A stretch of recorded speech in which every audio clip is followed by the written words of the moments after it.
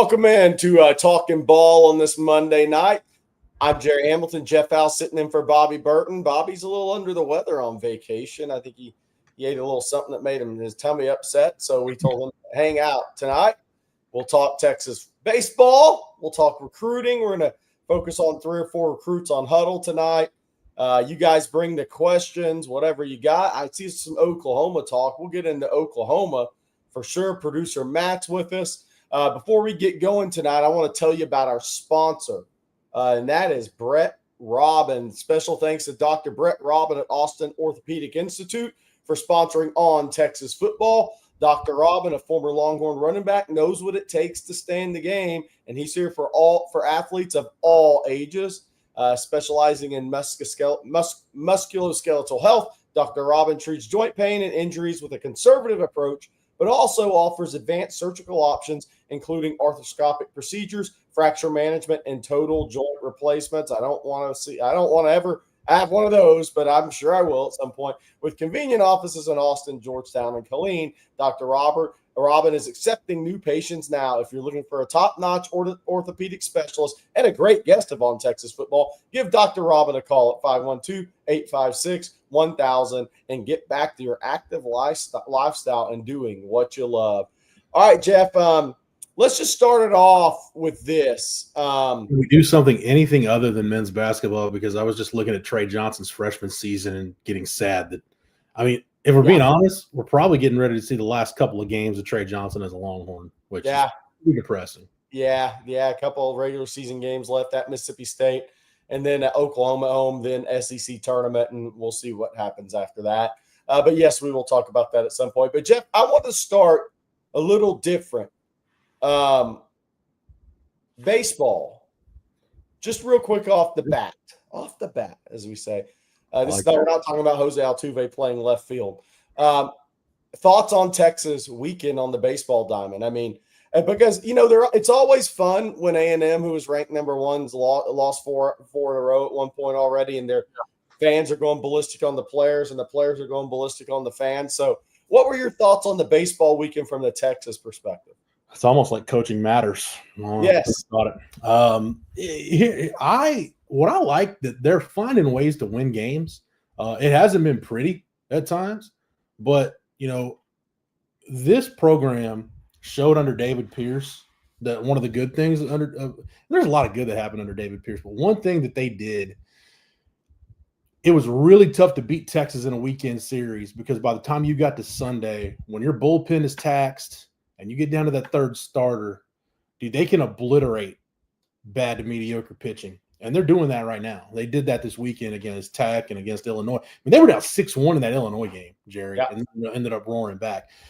The fact that Ethan Mendoza is now in a groove, Adrian Rodriguez been every bit as good as advertised. Max Ballou trying to become the first guy to win Big 12 Player of the Year, and then the following year win SEC Player of the Year. Just trying to get that done. Jalen Flores had a nice bounce back weekend. So the offense is coming together. I like the fact that you're getting really good starting pitching from Jared Spencer on Friday and Luke Harrison on Saturday. And there's 3 guys in the bullpen right now. So Dre Duplantier, Max Grubbs, and Thomas Burns.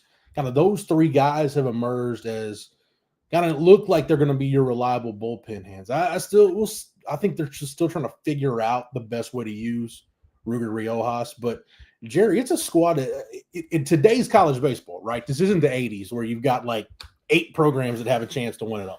Right. And they're the only ones that can compete. I think in this day and age, if you can position yourself to host a regional, then you had a really good year. That means you're a top 16 national seed. If you're a top 8, that means you host all the way through to Omaha. But if you get in a position to host, if you host a regional, you had a really good year. I think this team could do it. Look, they're going to hit a wall at some point. They're going to struggle in SEC play, but I trust Schloss and this staff. There's a lot of Augie Garrido and Schloss, Jerry, when he talks about the mental game, the mental approach. It's all about psyche with him. So I think he can get these guys over the hump when they do run into some trouble. But this team is built to compete in the SEC right now. Schloss has said it kind of reminds him of his first team at A&M, which they had their ups and downs, but at the end of the day, they ended up in Omaha, and ended up making a game shy of the championship series, or a game shy of the championship series, because they ended up losing to Oklahoma. So yeah, I'm really excited about where things are right now and the trajectory of this thing. And you got a good week with a chance to get 4 more dubs. And I said this on Coffee and Football this morning, but the player that was running his mouth for Texas Tech is a Friendswood graduate, and I'm a Friendswood graduate. So that's one you'd like to have back from the Friendswood graduate group. Yeah. All right, so there's some Oklahoma talk. Let's get into this real quick before we hit on recruiting. Let's get fun with Oklahoma. All right, so we're going to start it with this one. Leo says, could Oklahoma go 12-0 in 2025? Ask Travis Davidson. I don't know who he is, but that's the good stuff. All right, John, OU will be a lot better, so we need to be fully ready for our game. OU likely win 7 or 8 games this year, considering their brutal schedule.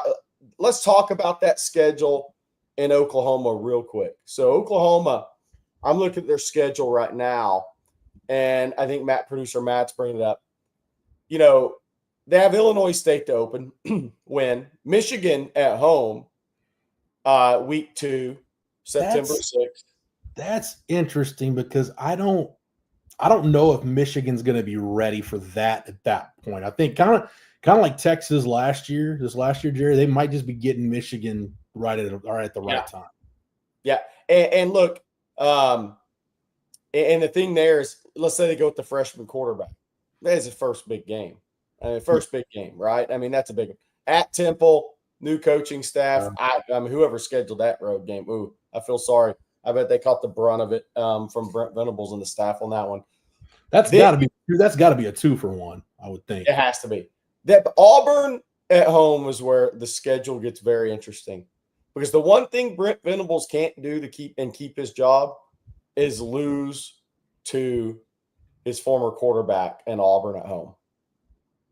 I mean, that might put a nail in the thing early on for him and force him to win 9 games to keep his job, because he picked that guy over Dylan Gabriel.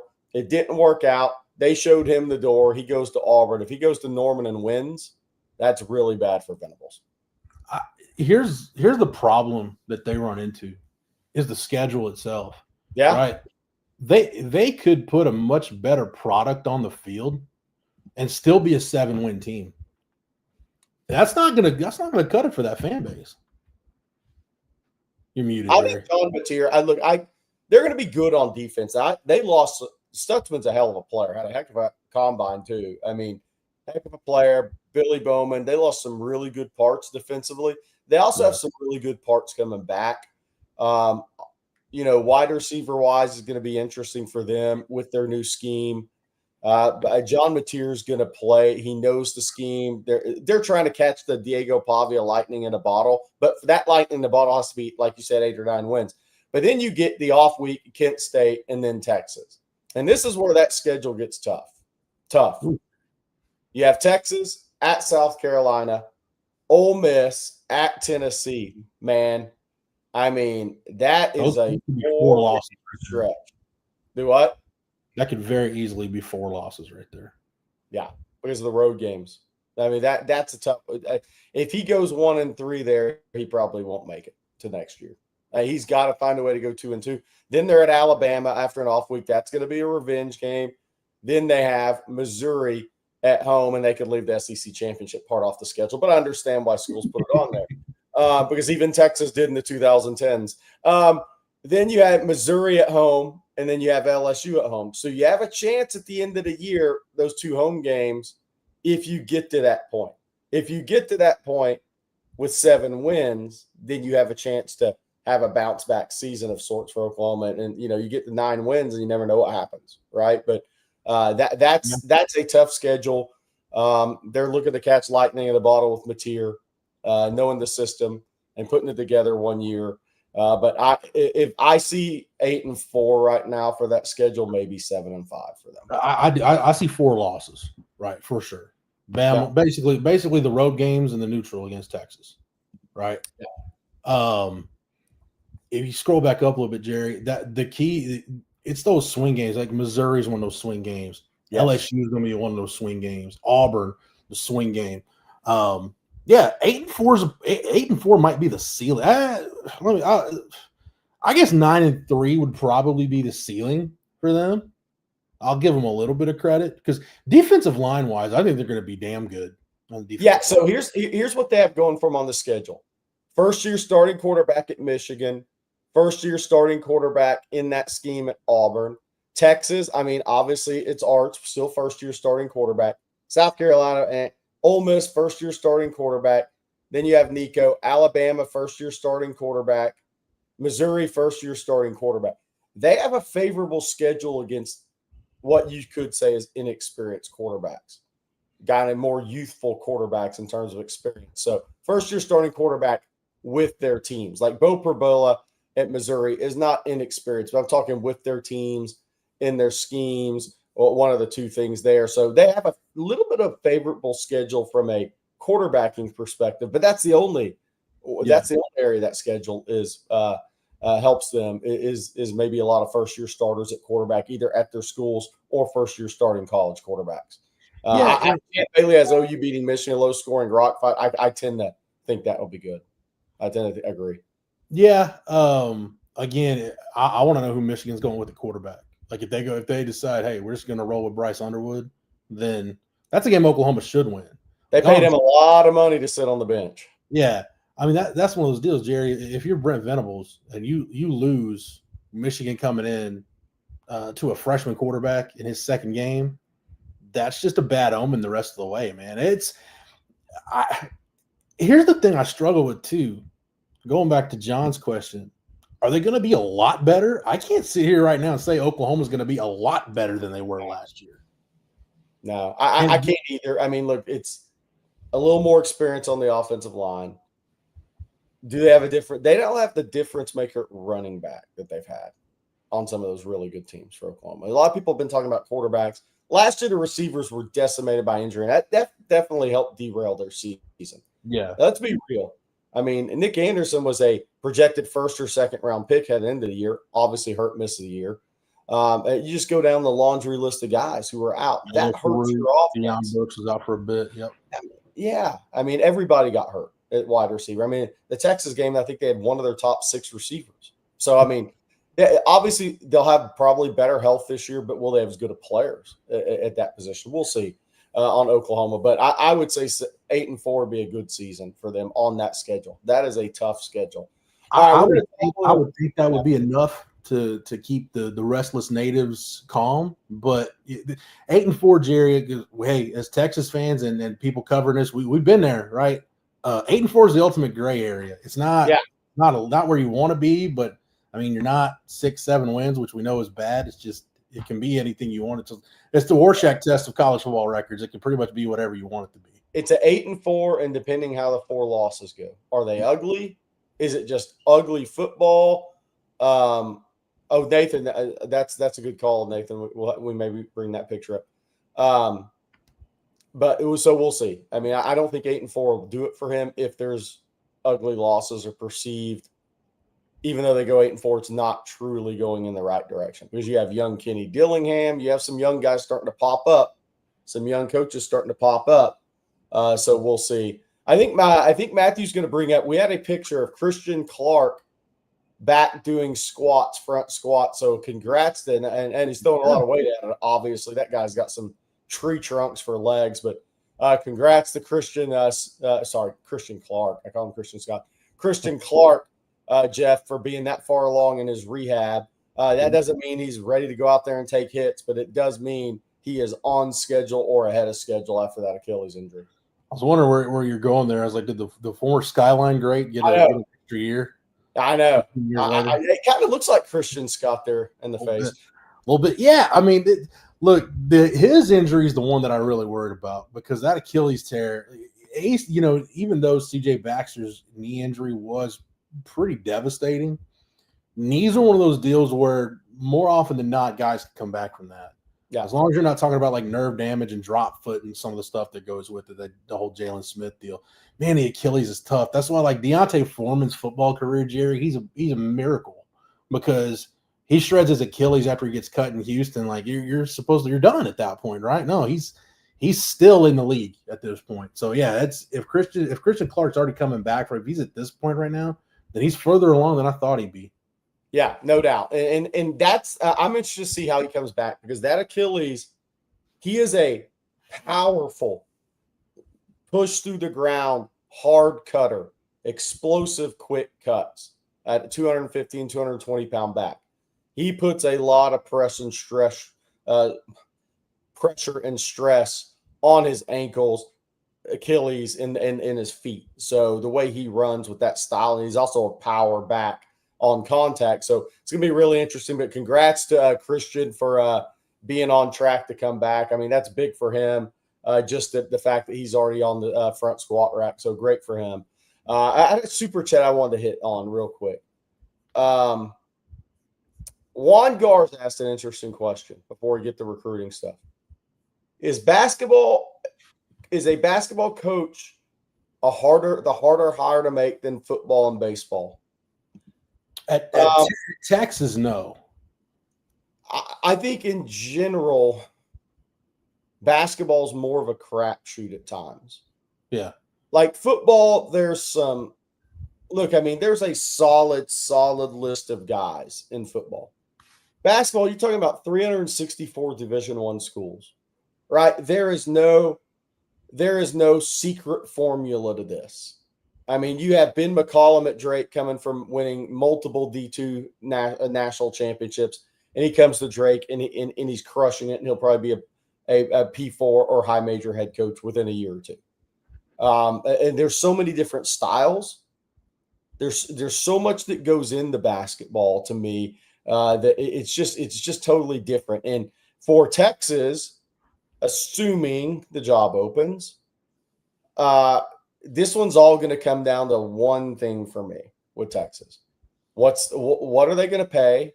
What's the salary pool? What's the NIL?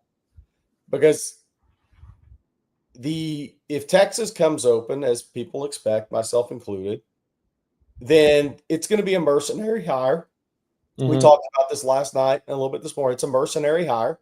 There's no Texas grad out there like Chris Beard. So it is a straight up mercenary hire. And that guy is going to have all the leverage in this situation because Texas has to make a great hire. So if you go to $7 to $8 million a year for a head coach, you go into a different pool of talent. And then if you do that, your salary pool's going to be higher for your assistant coaches, strength coach, everything. And the only way one of those guys is coming is a $5 to $6 million, probably closer to $6 NIL guarantee. So you're talking about 16 to 18 million annually all in that scenario. You're going to get a tremendous coach and you're going to have a really good program. But again, it comes down to where's Texas going with this if it happens from a salary pool all in investment in basketball. Yeah. That's what this is all going to boil down to, because if they go big, they will have a lot of people wanting in. Yeah. Look, CDC has the stomach to be really good at basketball, and men's basketball. He showed that with women's basketball, going to hire Vic when he did. That was a big time move getting him from Mississippi State. Jerry, I go back to something you said on Talkin Football probably about a week ago. Is there the appetite there from the money people at Texas to invest that much in basketball? We know there isn't football. There's no question. Baseball, yeah, because if you think about it, you've had 6 full-time coaches since 1911. The baseball standard at Texas is just different than it is everywhere else. I know the search that led to David Pierce getting hired was an S show, to say the least, but that's drama for another day. But yeah, I'm with you. You can't be looking for, like the position they were in when they hired Shaka Smart. You can't be looking at, okay, who's the next fill in the blank, mid-major guy that's ready to be, a power conference head coach, a high major head coach. I just don't think you can do that right now. I think because of where you're at, where basketball is, the need to put butts in the seats in Moody Center, I think you got to swing for the fences. And I'm not talking about Jay Wright or any of those, or some of the pipe dream hires that we talk about. I'm talking realistic hires that could really be here for a couple of years, get it on the right track, and make it a more attractive job the next time around than it is right now. Yeah, I mean, look, I've always said this about Texas basketball, and I firmly believe, I hate to bring it up, I firmly believe Beard was going to get Texas there. I have always believed Texas could be what Florida was in basketball with the right hire. Florida hit on a unicorn in Billy Donovan coming from Marshall, obviously played for Rick Pitino, Final Four point guard at Providence. They hit on a unicorn. And Lon Kruger had already showed that Florida could be really good. Norm Sloan, he got him on probation, but then Lon Kruger took him to a Final Four. Yeah. But then when Billy Donovan came in, all it takes is one unicorn hire to change your program forever. Ever. Florida had no history like the history that Billy Donovan built at Florida. 2 national titles, 4 Final Fours, maybe 5, 4 Finals Fours for sure, played for a 3rd national title, had multiple NBA players, multiple guys, and did it while winning at the highest level. Yeah. I've always believed Texas can have that. It just takes the right hire. And I do think, Beard will always regret that because I think he was going to do it. I knew too much about what was going on in recruiting. If I told you all the guys that were about to commit, you'd blow your mind. But I think it's still attainable for Texas. But I do think this hire is going to be huge in that regard. And the other thing is, in the SEC, there's not good. There are great offensive coaches in this league. You have to have the ability to go on the road and score 80 if you need to. And everybody talks about, you got to play great defense. You got to play good defense. But where the rules are basketball, where the athleticism is in the game, where the shooting is in the game, you have to be able to go score 80 every time you step on the court if it's needed. If it's needed. And with Nate Oates at Bama, Todd Golden at Florida, if Bruce Pearl has an athletic team that can shoot it, he's double dangerous just from this playing style. There are some elite offensive coaches in this league. And there are some guys, Calipari's going to bring in a ton of talent, right? So his talent, even though he may not be a great offensive coach, his talent may go score 80 on you one night with the type of players he's bringing. The point guard, Acuff, they're bringing an absolute animal, stud.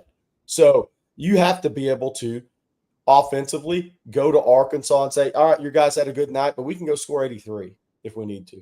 We can go score 84 if we have to. And, if you look at it, that's kind of the way this game is. Now, there's some, Rick Barnes or Beard can get you in a slower paced game at times, but you're still going to have to score 70, 72. Yeah. You have to have a really strong offensive coach in this league. That's the one thing about this league, because the athleticism and the length is so tremendous in this league. And there's so many high-end coaches and high-end offensive coaches in this league. You got to be able to go score with those guys. Bottom line. Yeah. And there's a lot of Kelvin Sampson. That's not happening. He'll turn that over to Ellen Jr. when he retires at Houston. No. Trey Johnson can't do it by himself either, Jerry. I mean, let's be real. I mean, this team, the way it was constructed, I didn't like the way it was constructed, number one. But number two, Tremont Mark hadn't been healthy a decent chunk of the year. Kaluma's been in and out. Caden Shedrick just hasn't been the same, really going back to last year. It's just disappointing that you had a chance with a very special talent. I mean, Kevin Durant was 07. We're hearing, about every 15 to 20 years, Texas got lucky in a decently, quick span where you got TJ Ford and Kevin Durant. But the guys like Trey Johnson don't come along very often. Yeah. You had a chance to build a roster around a really special kid, and it just didn't happen. And the bottom line is, for me, Jerry, I don't even know if it's worth saying this. I don't have faith that this regime, as it stands right now, can build a roster that can get you to the NCAA tournament, let alone forget about the second weekend, just get you there without Trey Johnson next year. So I think it's time, number one. And number two, I'm all in on the mercenary hire, man. I am. I mean, times have changed in college basketball with NIL and everything else. So I think the sooner or later, the sooner we stop thinking about being holier than thou and, we need to hire such and such guy. No, it's about winning basketball games and putting butts in seats. That's what we're talking about here. Yeah. So we know the list of guys that can do that. Yeah. A couple of things that we're going to move the football recruiting. James Richards from Georgia's in here. I want to talk a little bit about Combine, too. Georgia dudes tested off the charts to me. Ed B. asks, real quick, the last thing before we go to recruiting, is basketball offense that much more advanced than defense? Nobody plays defense. People play defense, but the key is the game has gotten to be so much of a floor spread, shooting the basketball, athletic length game. And more international kids are coming over to college basketball too. Kids that really know how to play the game. The talent level, because these kids have to go to college. Yes, they can go to overtime elite, whatever. The G League's gone. The G League time for high school's gone, right? So these guys are coming to college because of NIL. If you look at the highest scoring teams in college basketball this year, this is what I talked about with the higher and offensive coaching, as I call it. So at number one scoring team in the country is Alabama, 91 points a game. In the toughest league in college basketball, Auburn is fourth, 85-4. Florida, 83-8. I mean, you go down the list here in this conference, and there are guys who are scoring it against the Vanderbilt guy. The guy they hired is a tremendous offensive coach, 80 points per game on average. These teams are really, really scored a basketball in this league. And there are some tremendous offensive coaches in this league as well. So Mississippi State, Chris Jans, one of a good young coach, 79 points a game. That's a guy I like a lot, by the way. Yeah, a really good coach. I mean, Oklahoma, look, he probably is going to get fired, 78 points a game. I mean, Texas is sitting there at 78, Ole Miss. Even Chris Beard's having to play faster in this league. He's at 78 a game. So the key, though, is can you consistently do it? And can you do it when you're on the road, when you go to play Florida and Todd Golden's going to put 78 to 85 on you? Can you go score 79 to 86 to win the game? And that's really what it's going to come down to. I mean, you have to be good on defense. Dan Hurley's teams are good on defense. Are they smothering great Kelvin Sampson style? No, they are great on offense and good on defense. I think that's where you head if you're Texas. I don't want slow pace. I don't want grinded out. I don't want the most physical team to where your guys are beat up all the time. That's always Kelvin Sampson's issue. I want a guy who commands the respect and they play good defense, but they have the ability to be great on offense. That's where this game's headed for me. All right, a little recruiting James Richard says game is too quick for defense. I mean, athletes and the ability to space and shoot the basketball. Somebody's asked about TJ Otzelberger from Iowa State, tremendous basketball coach. If that guy ever ended up at Texas, nobody should complain. I mean, he'll be 4 years, 4 NCAA tournaments at Iowa State. He's been to the Sweet 16 2 or 3 years. His team got beat up. That's why they lost a few. His pick and pop 4 was out for about 9 games. And they played U of H without both starting guards. They had some adversity they fought through. They're still 22-7. If he's healthy enough, he may end up in the Sweet 16 3 times in 4 years. That guy's a tremendous coach, great transition offensive coach, by the way. I like the fact, too, he's kind of a no-nonsense guy. I mean, there was a couple years ago, they had Caleb Grill, and, they're getting it. It's a couple weeks before the Big 12 tournament. He's like, you're done. You're out of here. Who just dismisses one of their top 2 or 3 guys a couple weeks before the conference tournament and doesn't skip a beat. So that's right. All right, so we got a little recruiting news tonight. If you haven't been on ontexasfootball.com today, you should be. If you haven't been, though, I posted something earlier today. Minka, the younger brother of Minka Fitzpatrick, Justice Fitzpatrick, he's a 2026 4-star plus. But when I say that, I mean top 75 level prospect in the country. Corner at St. Thomas Aquinas in Fort Lauderdale, same high school Michael Kern. Came from the Texas, and about 15 NFL players in the last decade or more. But Justice Fitzpatrick, the corner from St. Thomas Aquinas. Here we're going to watch his tape. He is expected to make a visit to Texas. So this is one that Texas quietly was recruiting before the coaching change. He's 6'5", almost 6'1", about 185. Obviously, Minka is one of the best defensive backs in the NFL. But Justice Fitzpatrick, we're hearing there's a pretty good chance he's going to visit Texas. And so we know with Mark Orfe and even Dwayne Akina coming in, this defensive back room or targets are going to change a little bit.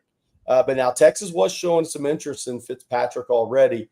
But I think Mark Orfe has been in contact there from what somebody in Florida told me today, and that a visit is likely expected. And James Richard said Fitzpatrick's a stud.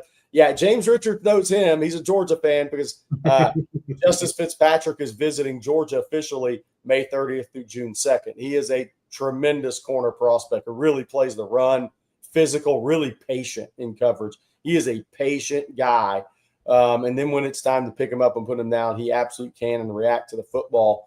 But one of the top corners in the country. And I do believe there's a really good chance that Texas gets him on campus. And that could be for an unofficial this spring and an official in the summer. We'll have to see. But again, really talented corner there at St. Thomas Aquinas, the younger brother of Minka Fitzpatrick, one of the all-time great DBs out of Alabama, and now one of the most highly paid safeties, maybe the most highly paid safety in the NFL. But a tremendous prospect. Yes, that'd be the Florida football fields are horrible. That's what I always say. Like when we watched like living down there for 6 years, they play on so many grass fields. Producer Matt can tell you, I can tell you, and it rains almost every day. Now that's St. Thomas Aquinas. They have sport turf. They got the juice, right? They got the stacks to have it. But a lot of these fields are grass fields. There's not a ton of money put into high school sports in Florida. It rains at some point every day, a lot of days. So those fields can get pretty nasty. That's why I say these kids in Florida, and it's already proven out with Jamie French at Texas, are a little faster than you think if you just watch them on tape, especially if they're playing on a lot of grass, because we're so accustomed now, Jeff, to seeing kids in Texas and Georgia. They never play on grass unless they're playing at a 1A or 2A school. And most of those aren't anymore either. All these kids are playing on sport turf fields, and you look faster on a huddle tape on a sport turf field than you do on one of these grass fields, which you're watching right now that Justice plays half his games on and Jamie French played a lot of his games on. I see Mr. Talk Too Much put and this is, I think this is worth reiterating. It says Sark probably has inroads on the family from recruiting Minka. Probably not, but who was Minka Fitzpatrick's defensive coordinator at Alabama? It's Kirby Smart. So that's why the Georgia stuff makes sense. But Texas, Jerry, it's worth repeating. In my lifetime, and again, you can go back to the Coach Royal days, the Coach Akers days, whatever. In my lifetime, I have not seen Texas be in a favorable position, go win national recruiting battles, and have at the same time they've got a coach with the stomach to go get in the fight. Yeah, no doubt. Sark is looking for the best players that can help Texas win a national championship. That doesn't mean he's got to take all guys from Texas. He's going all over the country. There's a possibility Georgia, Florida combined. I could see 12 official visits coming from those two states in June combined. Should. I mean, they should. And I say it all the time, and not because I want to go down there and cover it, which I will in April. The more guys they offer in Florida, the better. The more guys they offer in Georgia, the better. James Richards follows Georgia. He's on here. He's a friend of our chat that's a Georgia fan.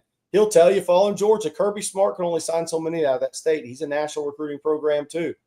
So if you can get in the fight there, you're fighting Auburn, Tennessee, Clemson, Florida, Alabama for those higher end. Maybe Ohio State and Notre Dame dip their toes in Atlanta a lot as well. But that's who you're really battling. And if FSU's up, that's who you're really battling in the Atlanta area and South Georgia. I mean, like the Savannah area of Georgia.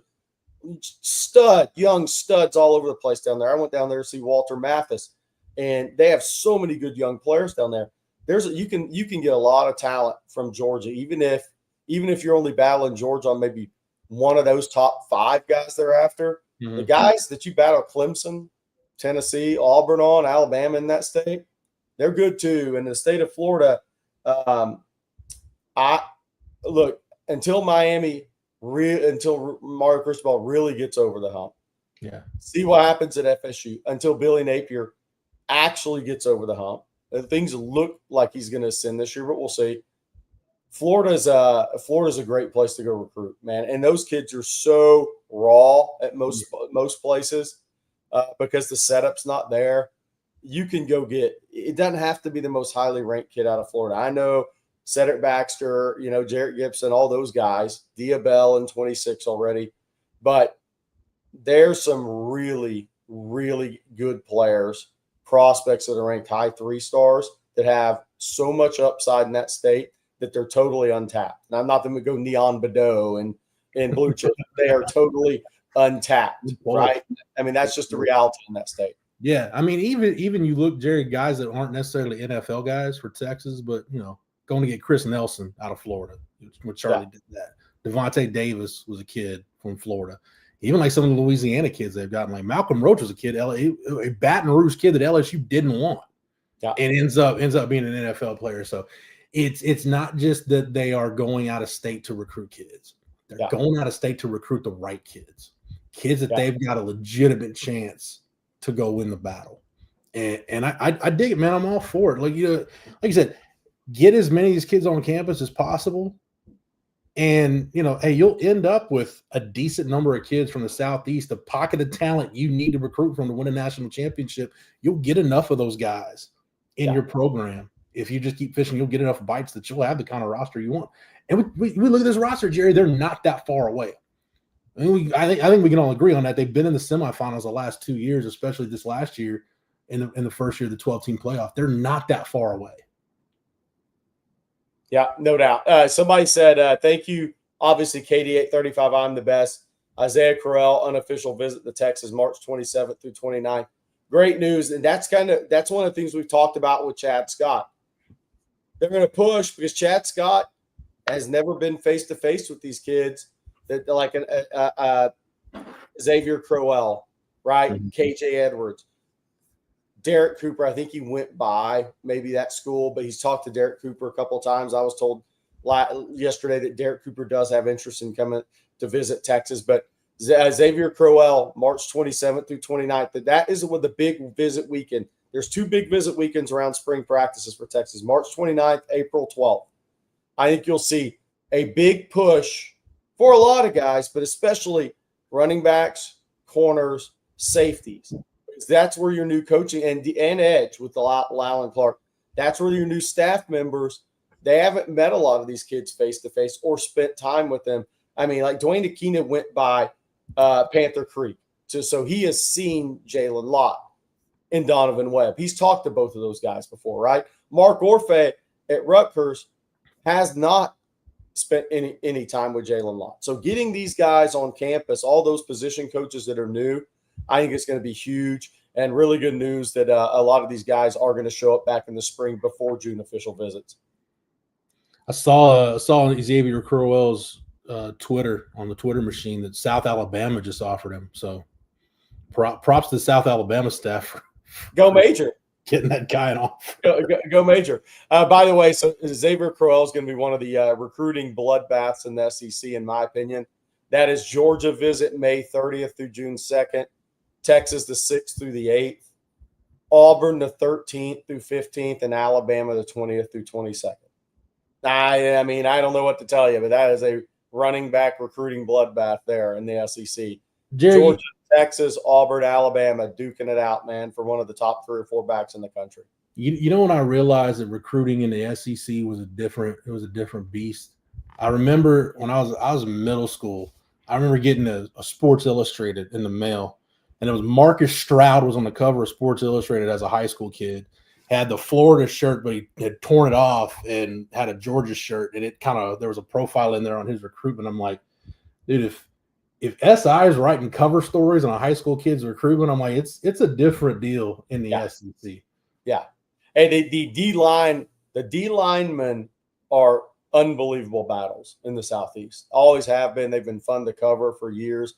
I mean, they're such a premium position. Now there's a lot of those guys, but still those upper echelons. Saw it with Justice Terry in this last cycle.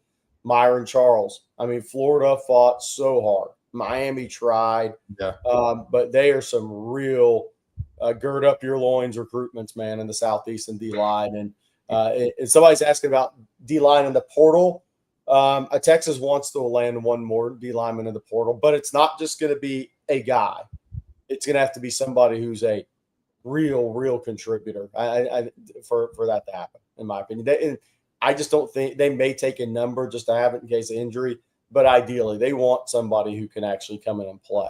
Well, think about it like this, and be in the rotation and be a really good player.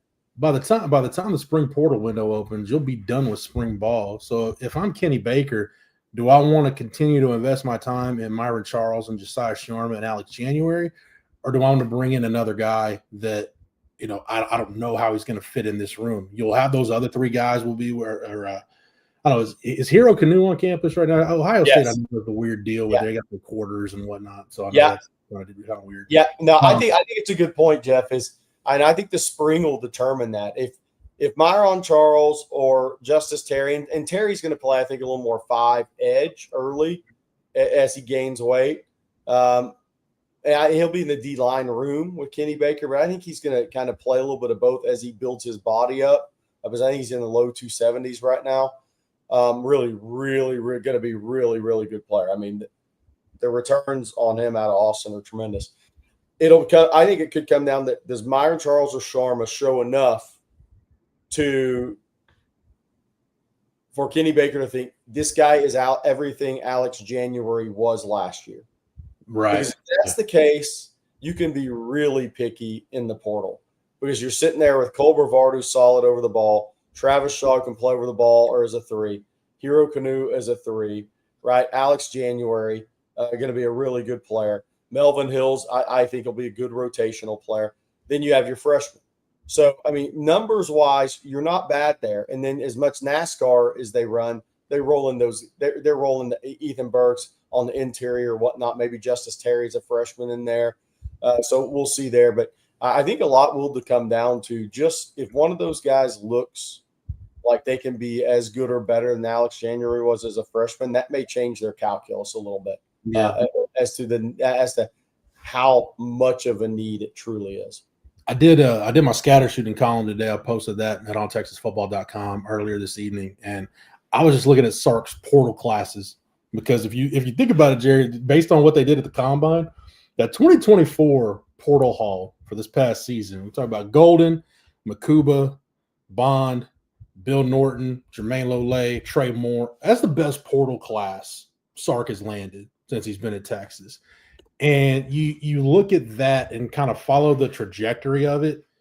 That first one, that statement, the phrase you just used a minute ago, they took some guys just to take guys because they needed guys to fill out the roster at that point. And hey, Ben Davis, Ray Thornton, those guys, I appreciate their efforts, but you're definitely getting a different caliber of guy out of the portal now. That next year you had some hits for every Quinn Ewers and Ryan Watts you had Ajay Hall and Jaleel Billingsley. And then at 23 Hall, man, other than Jalen Catalan getting hurt halfway through the year, everybody in that portal class contributed. That's A.D. Mitchell, Ryan Sanborn, Gavin Holmes was a part of that class. And then obviously you go to this last year, just tremendous portal contributions. So I like the fact that Texas doesn't live in the portal, but the hit rate has been really, really high of late when they've gone in there. Yeah, no doubt about it. KD35, I'm the best.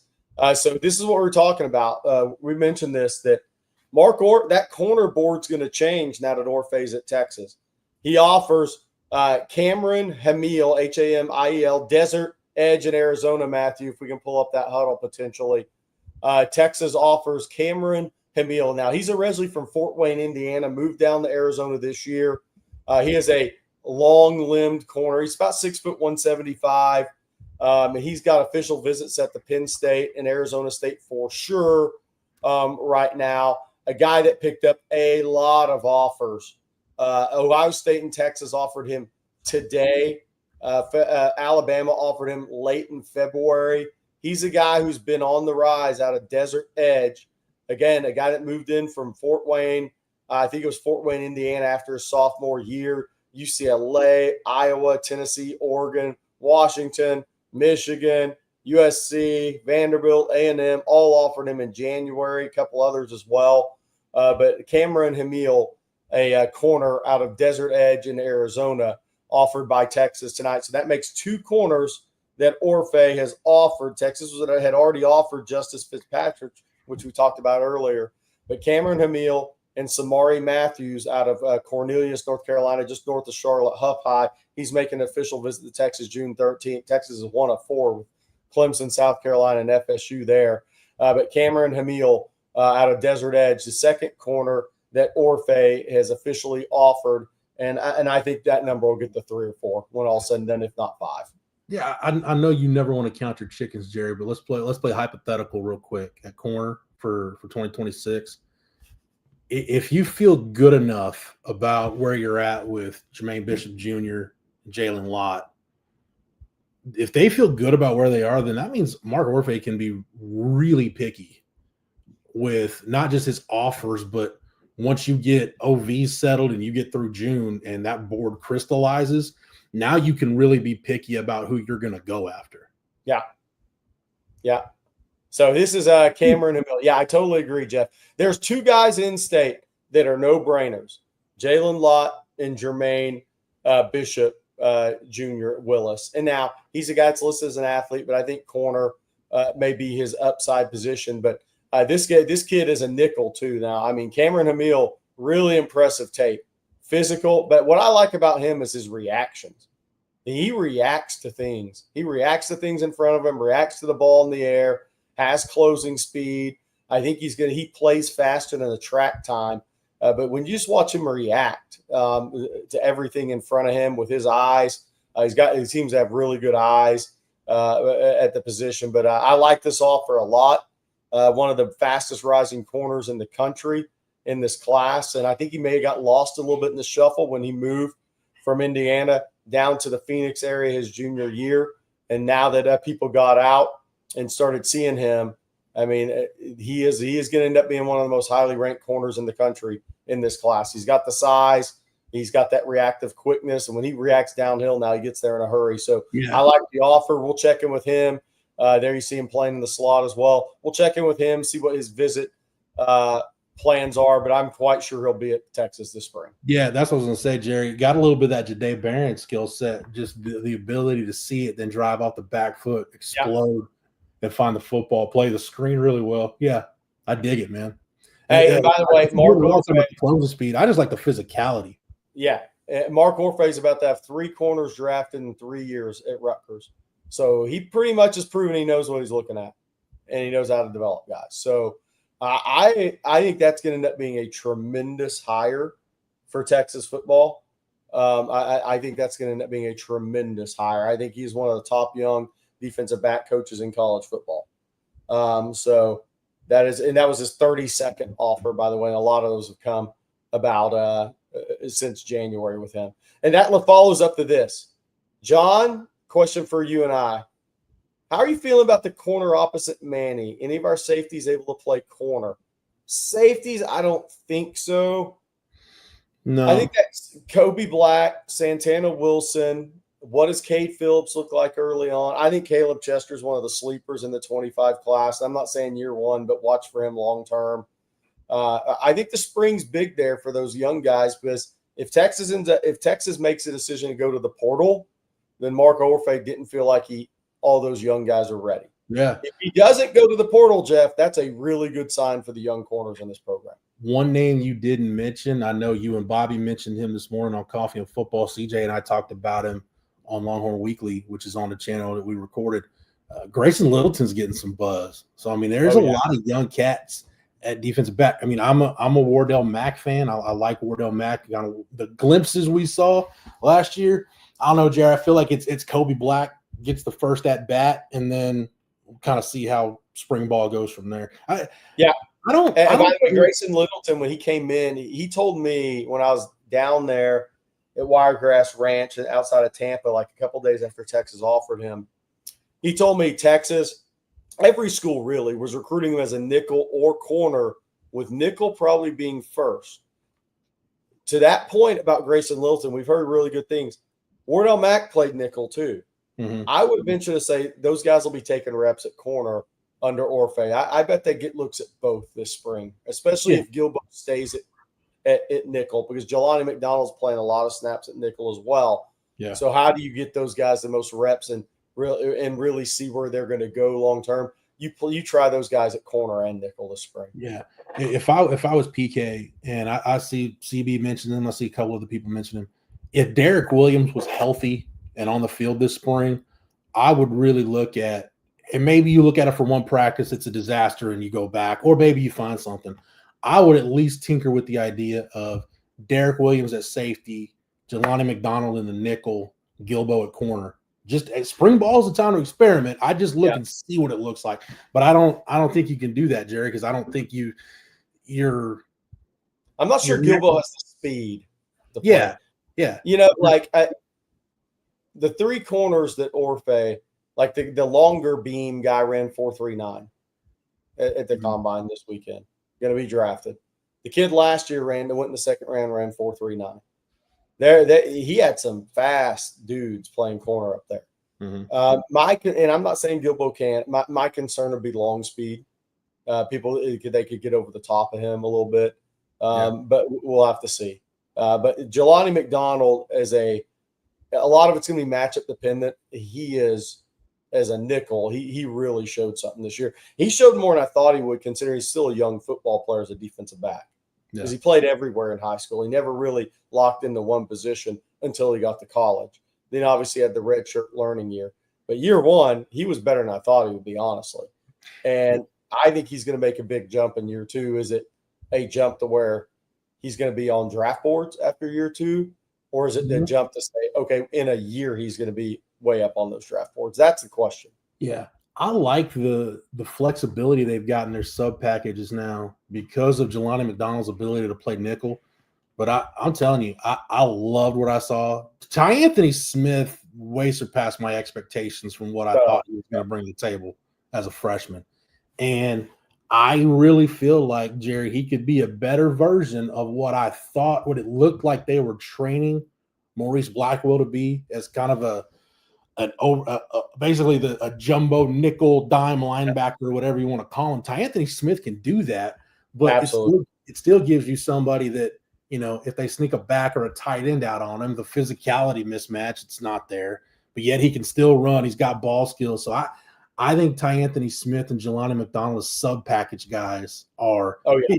And this is the good thing about hiring Lealon Clark, where PK just kind of gets to sit back and take the big picture view of it. He doesn't have to coach a position now. He can just think about the whole picture.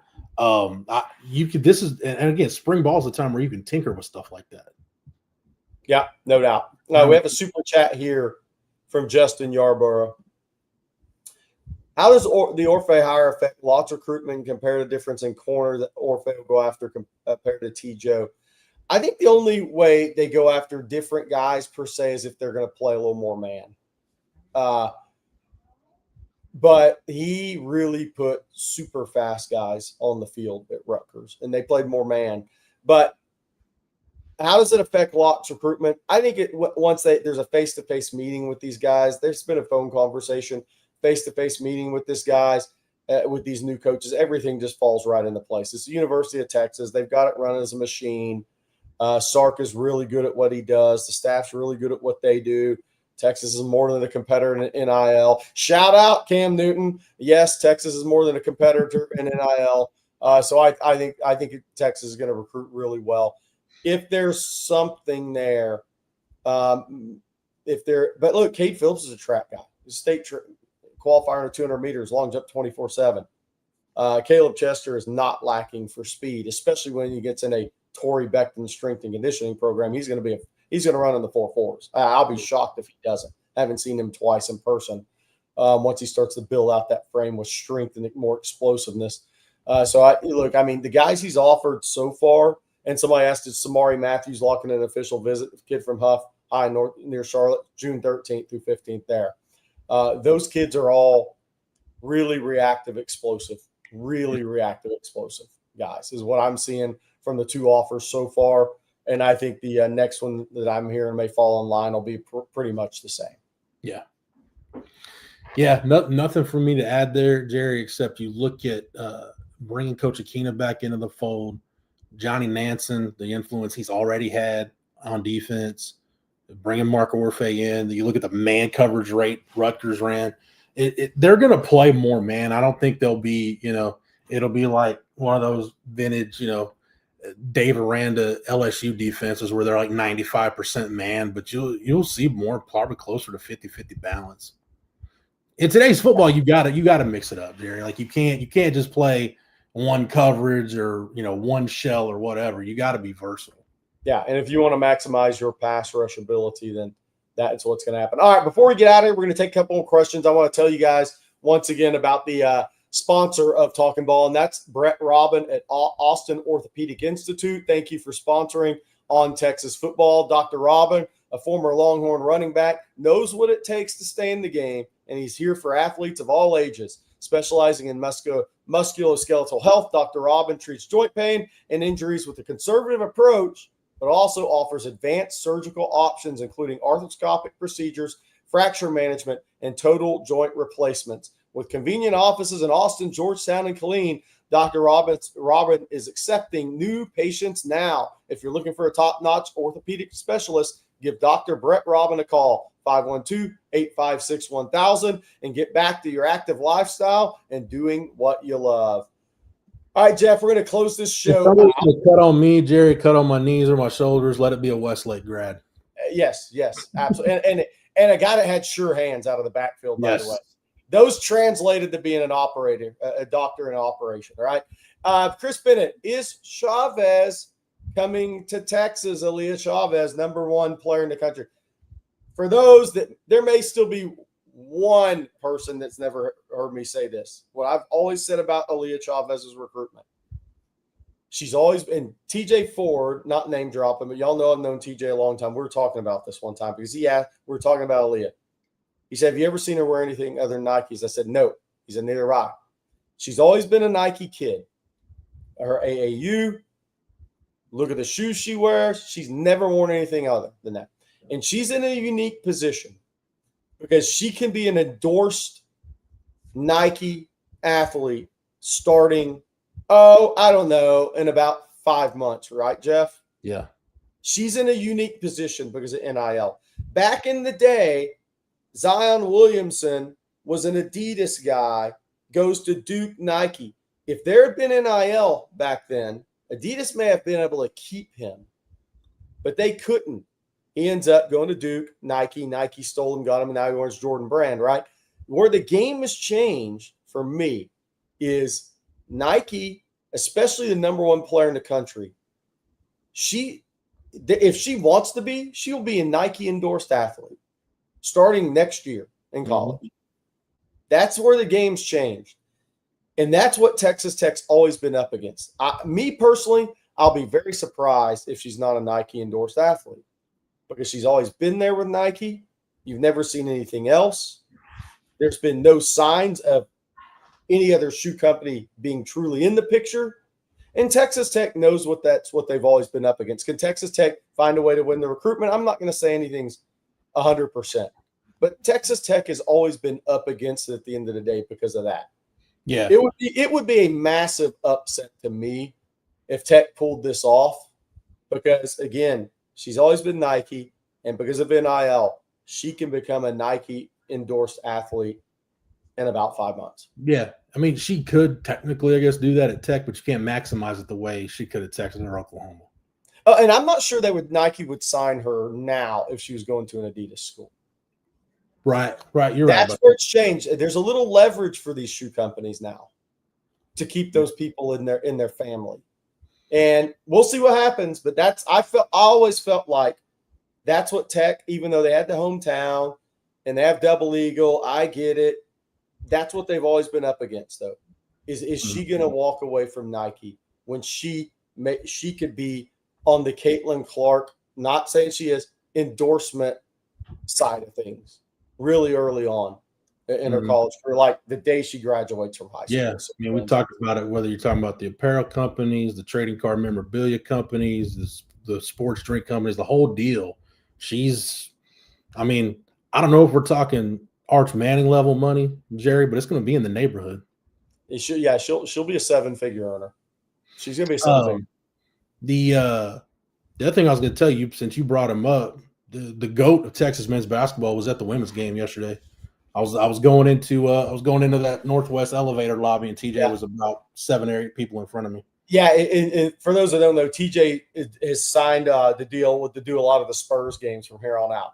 So he bounces. He's been in San Antonio so much that he just comes. He's been in a lot of Texas women's basketball games. He worked with Rory Harmon down at TJ Ford Academy when she got released from her ACL, she went right in, living in being from Cy-Fair. She went right in, and TJ and his brother Tim did a lot of her rehab work, getting her ready for the season over at TJ Ford Academy. So TJ's he's got a pretty strong bond with that team.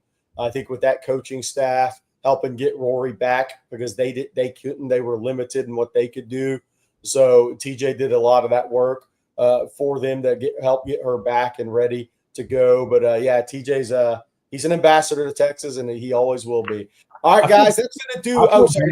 Because there's a generation of Texas fans now, way younger than me, that didn't get to see him play. Right. That now people like me have to just tell them what it was like to watch. You want to hear a crazy story about kids today? When I was at ESPN Under Armour, and we had the camps, I went to probably 7 out of the 10 camps around the country every year. And Jeff Blake was the quarterback instructor. And Jeff Blake in warm-ups would be warming up the receivers. He'd be just whistling the ball around, right? I met maybe one kid. We had 23 quarterbacks at each camp. I met maybe one kid in the 2-year span that actually knew who he was. And I would always say, don't y'all know who this is?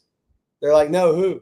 I'm like, Jeff Blake. And they looked at me with a blank stare. I'm like, 2 Pro Bowls, NFL, like 14 Carolina. years, like Jeff Blake. And they're always like, all right, just go look him up on YouTube then. But this dude maybe threw the best deep ball in the NFL for a decade. But kids just don't know. No. You're right to that point. Unless you go search out TJ Ford on YouTube, these young kids have never seen him play. Now, the kids in Houston that are around this TJ Ford Academy, they get a feel for TJ because TJ gets in there and talks trash with them and gets them going, right? His way of motivating and leading. So they get a little feel for it, but they still never seen him play. I got into that with some kids from Austin with Ray Jackson. They're like, oh, yeah, I heard he played ball back in the day. I'm like, maybe part of the most culturally significant college basketball team of my lifetime. So, yes, he played a little ball back in the day. Played a little ball. If you haven't seen those Fab Five on Netflix and ESPN, they're awesome. All right, guys, that's going to do it for tonight. Thank you to the over 1,000 people online with us tonight. For Jeff Howe, I'm Jerry Hamilton. We'll be back for coffee and football in the morning. Blake Monroe, maybe Bobby. We'll see if he's not feeling better. It'll be Jeff Howe in the morning. But Jeff and I will also have a little recruiting breakdown tomorrow afternoon. We're going to talk about offensive recruiting, defensive recruiting. We talked about offensive recruiting Sunday. We're going to kind of go over defensive recruiting. New offer to go over. I think a couple of more new offers coming on defense pretty quick. So, all right, thanks to all you guys for supporting On Texas Football. As always, 74,000, almost 300 subscribers. We're going to have that 75K party. Thanks for telling all your friends, and we'll talk to you in the morning.